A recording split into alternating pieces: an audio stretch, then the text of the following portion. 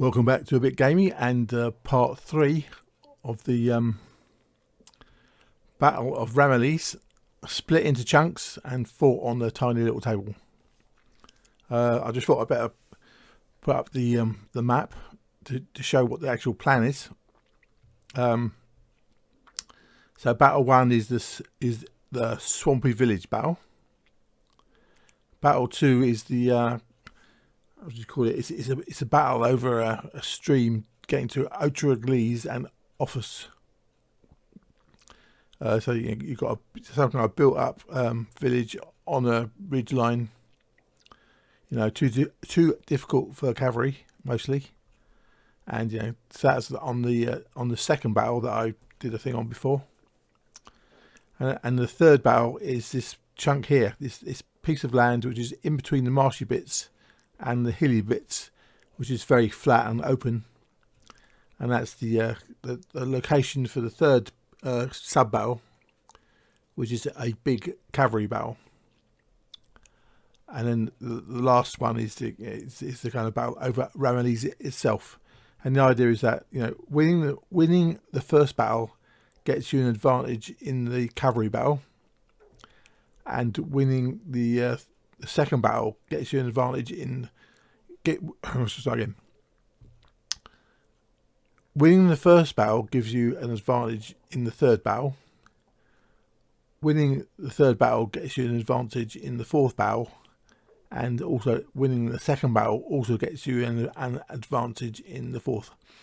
So it's basically kind of like a mini campaign or linked battles, except it's all the same battle really, and it all adds up to what happens in the final battle. So anyway, so that's the gist of what's going on. So the third battle, or the third sub battle of the Battle of Ramillies, is a section of the battlefront which was very open plains, and so both sides had a ton of cavalry. Big masses of it, dozens of regiments and stuff, and squadrons. And so, from a terrain point of view, that's pretty simple. You don't actually need anything.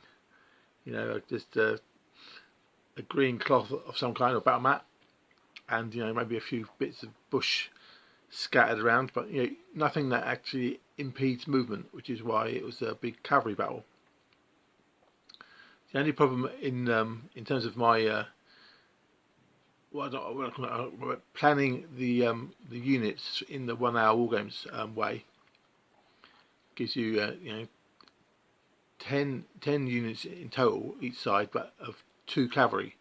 So sticking to that with the 2 cavalry is not much of a battle really, of two cavalry each.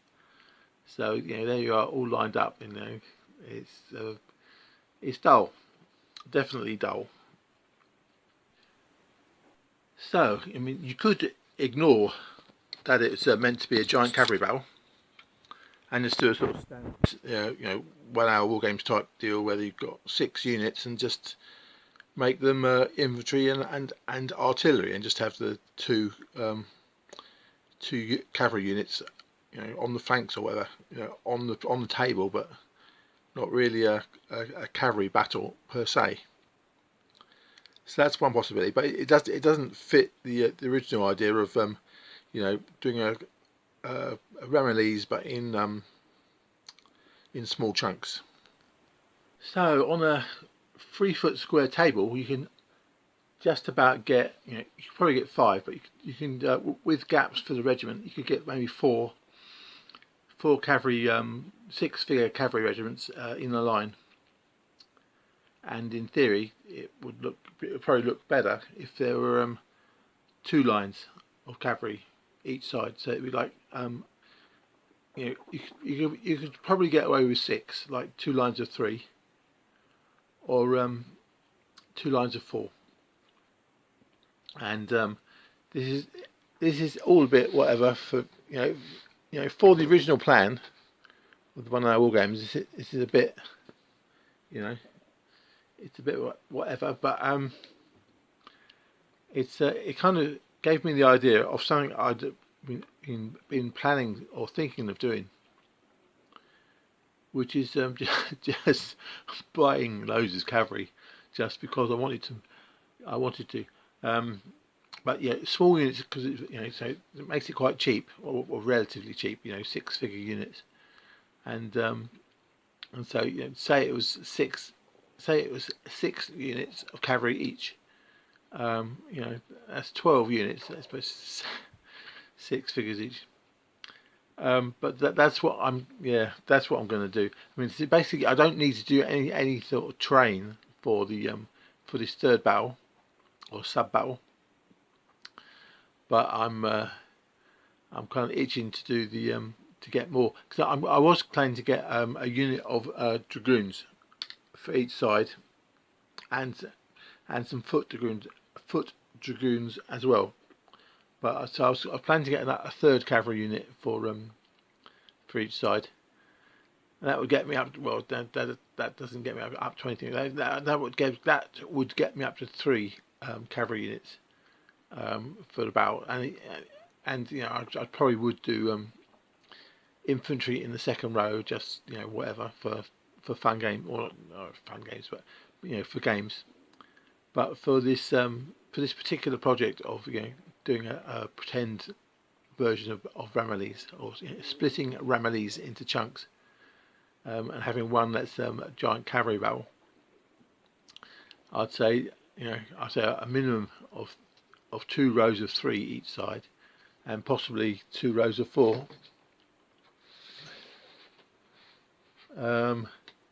Yeah, I don't know what can I say. It just appeals to me to get.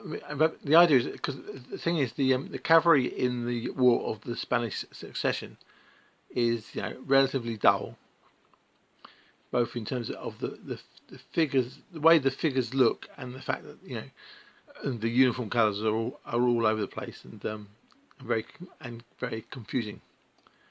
And the third point is, later horse and musket cavalry just look great. I mean, it's a very what's the word, double-sided issue, because a lot of the cavalry is a nightmare to paint, or at least to my mind, a nightmare to paint for me.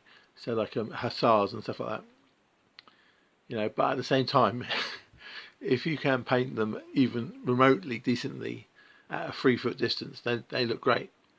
So I look at this, these 4 little scrags of cavalry units, and just imagine, multiple rows. I'm just craving buying and painting all these basically later cavalry, basically 7 Years' War and Napoleonic cavalry. That's particularly good, because I'm not going to do Napoleonic anymore, because I just have the size of the infantry is too painful to paint for me. But I do want. There are various cavalry units that I just particularly like. Like, for example, in French cuirassiers, dating back to the Airfix box, are my favourite cavalry. And so I'm wanting to get horse musket cavalry from whatever period, and just paint those. So I'll get a box of the plastic cavalry, and that'll give me 2 lots of 6. So that'll be 2 units for the French side. And so on top of the 2 that I have already, so there's two cuirassiers and the dragoons that I mentioned before, and some other unit from somewhere. And I need another 4 for the British side as well, drawn from whatever, Austrian hussars and Russian Cossacks or whatever. I don't actually care what they are, but so I just have a lot of them. So yes, so that's the plan for the third battle, is just to get loads of cavalry and sorry, I'm laughing, because it's both exciting and painful to think about, because I'm terrible at painting cavalry. And basically I'm going to need either 4 or 6 cavalry units for both sides. I'm aiming for just 3 aside first, so get the 2 dragoons, and that would be 3 aside, and then gradually add more. Yeah, so it'd be 2. The first stage will be getting 2, which would bring up to 3 each. And then the second stage would be 3 more, so that'd be 4. So that would give you 2 rows of 6, 2 rows of 3, and then another 2 at the end. So you have 2 rows of 4. And it's not even fun in tactical battle because it's like 2 lines of all cavalry and they just charge each other. So it's like, you know, no room for any kind of tactical finesse. But anyway, so that's the plan for the third battle of or the third sub battle of Ramillies, which is just going to be a loads. I'm going to paint loads of cavalry. It's going to take, I don't know how it's going to take just to buy them. But the thing about it from a historical context is that these horse and musket battles did have these sections of mass cavalry. You know, the battlefront would extend over miles, and if, you know, one part of those miles included a big flat area, then that's what they do. They just have masses of cavalry fighting each other. And so to tick that historical box, it works. Although obviously painting them all is not actually going to be fun. But yeah, so in terms of the projects of, you know, the Battle of Ramillies split into chunks on the 3-foot table, you know, it's whatever. It's going to take ages, and you know, whatever. I'll have to proxy. I mean, I could proxy you know, bloody Numidians, you know, ancient cavalry that I've got in boxes somewhere, and just use, you know, Macedonian companions as as Austrian cuirassiers or whatever, you know. So so I will be able to do that in private, you know, because I don't want to show a film of Numidians versus cuirassiers, but yeah, so I'll be able to do it, you know, with various proxies. But I'm, as a part of a long-term project now that I've got in my head for these horse and musket stuff, it's going to be all the favourite kind of horse and musket cavalry from whatever period, and just do them because I like them, and pretend they're from the War of Spanish Succession. Does that make any sense to them? I don't know if it does or not. I do like the wiggy part of the War of Spanish Succession. You know, the officers in their wigs,